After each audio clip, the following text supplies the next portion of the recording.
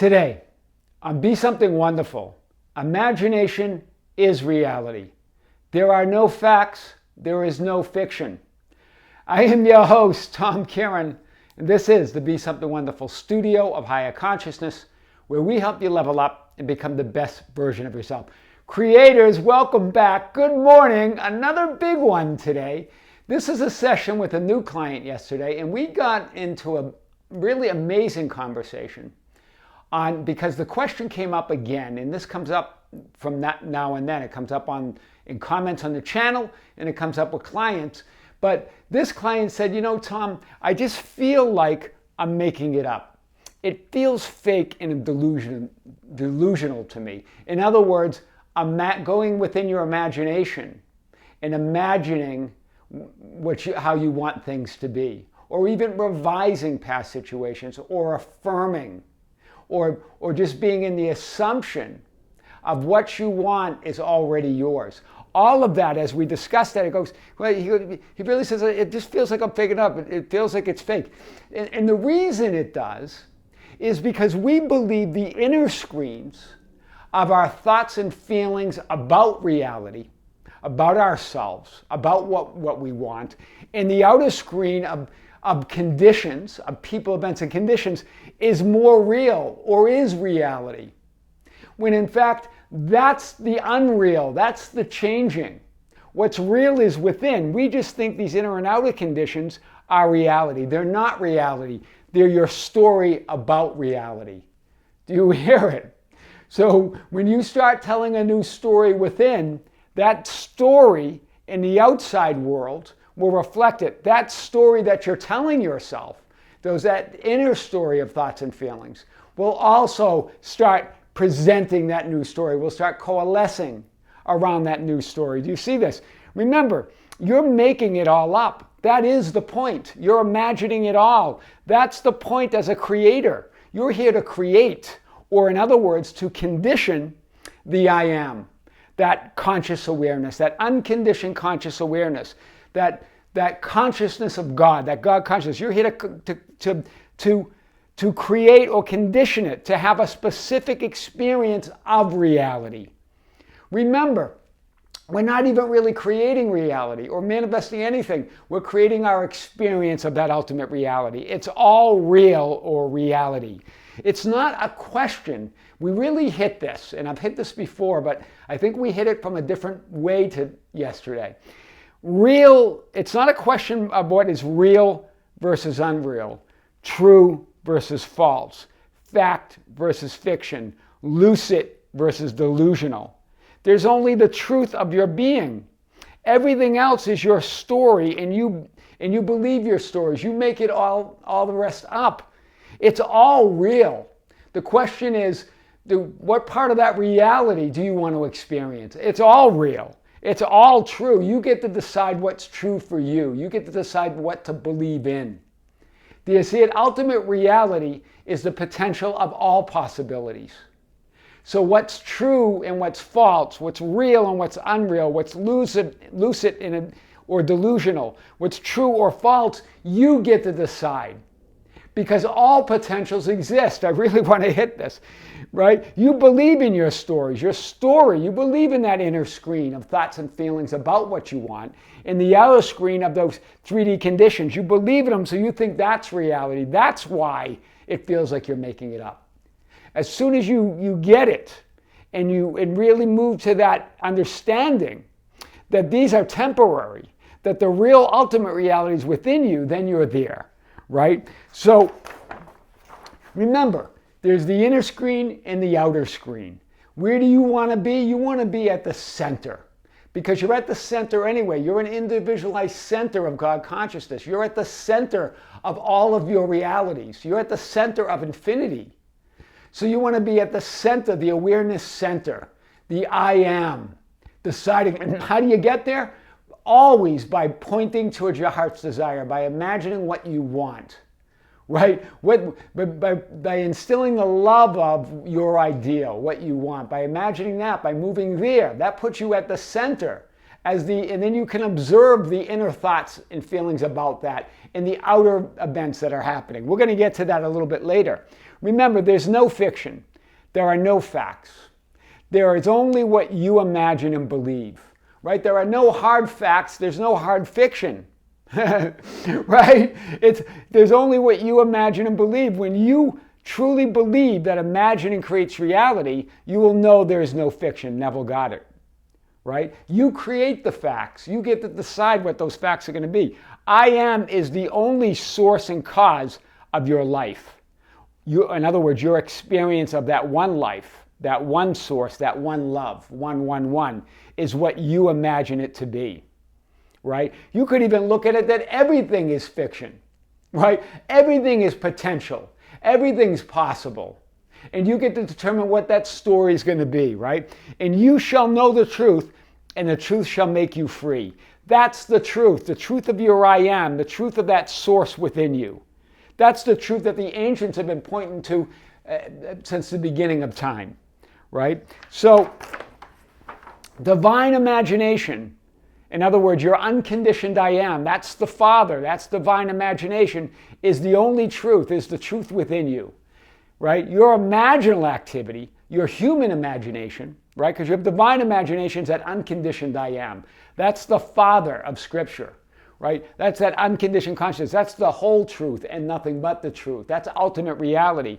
Your imaginal activity, in other words, your human imagination, is part of that. Remember, I and the Father are one. Human imagination and divine imagination are one. But the Father, divine imagination, is greater than I, that human imagination, right? Your human imagination is your assumptions, your affirmations, your imaginal scenes.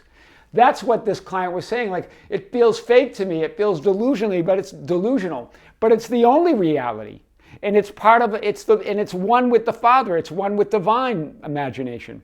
So your imaginal activity, in other words, your imagination, your assumptions, your affirmations, your imaginal scenes, whatever you're doing, is how you condition and create your experience of reality, your experience of divine imagination, right? Once you have found this, you can let every other belief in another power and source go. This is what Neville Goddard talks about in all the spiritual greats. And even Scripture points to it.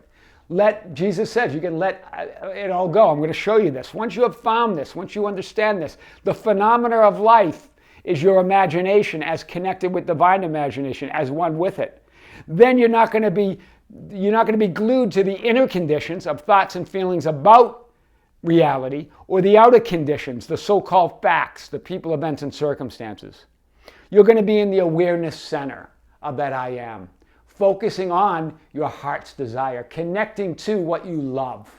Because when you connect into what you love, you connect to love. And love is all there is. Love is ultimate reality. It's the only reality. Love is your imagination, connected to that divine imagination, connected to the Father, the unconditioned consciousness.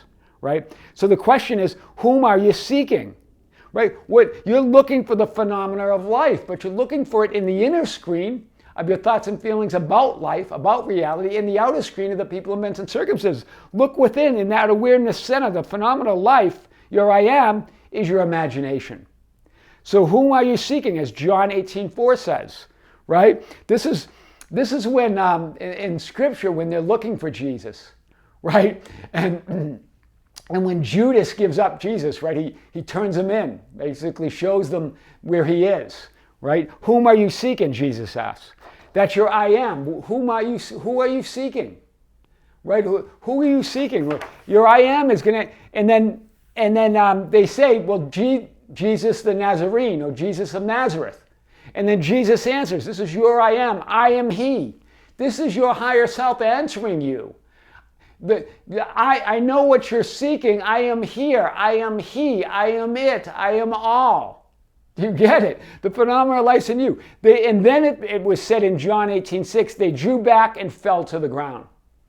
This is what happens when you declare your I amness. When you get in the awareness center and you take your focus and attention off the outer conditions, the people, events, and circumstances, the temporary manifested conditions of 3D reality, and the inner conditions, your thoughts and feelings and temporary emotions about those conditions, about those outer conditions, and move it to your awareness center, connect it to what you love, connect it to your heart's desire, your wish fulfilled, well then all that apparent solidity of reality of current 3D linear conditions, both the outer and inner, the messy middle, they fall away in the knowing and awareness of your I am.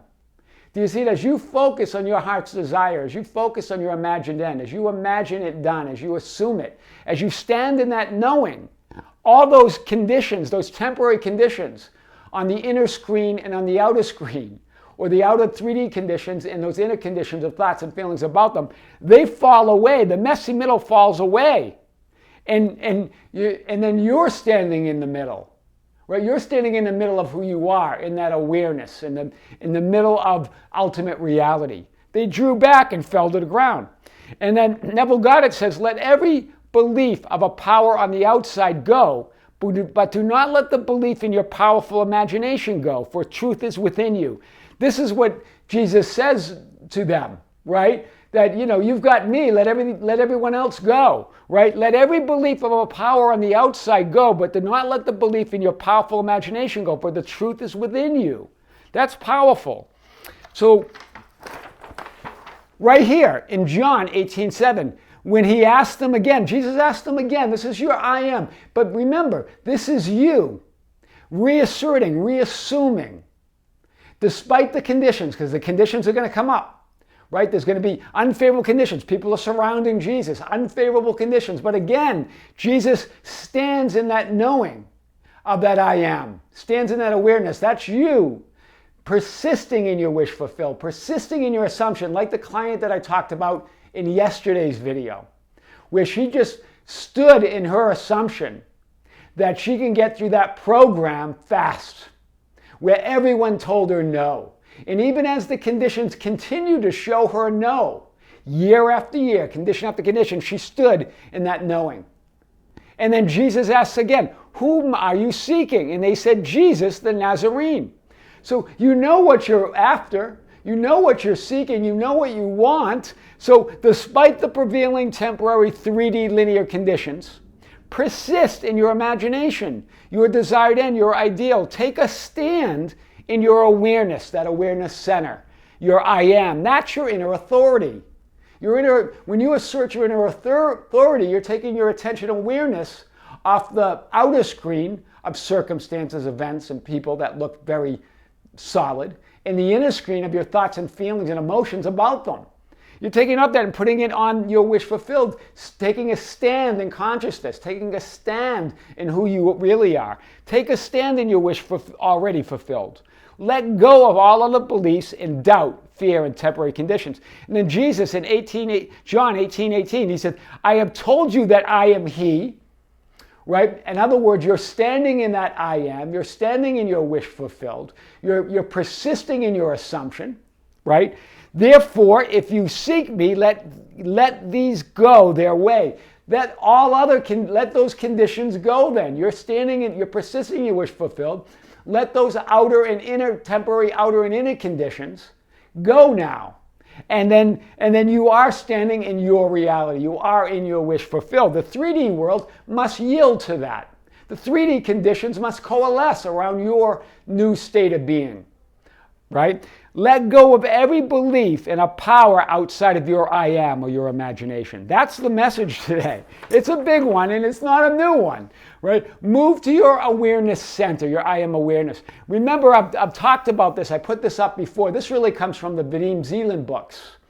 But he talks about this, right? You have the inner screen where you're lost in thoughts and feelings about outer conditions.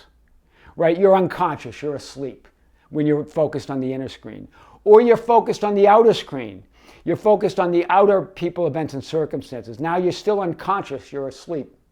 Right? As you focus on either of these screens, you're going to be moved. You're going to feel things. You're going to take action based on those feelings.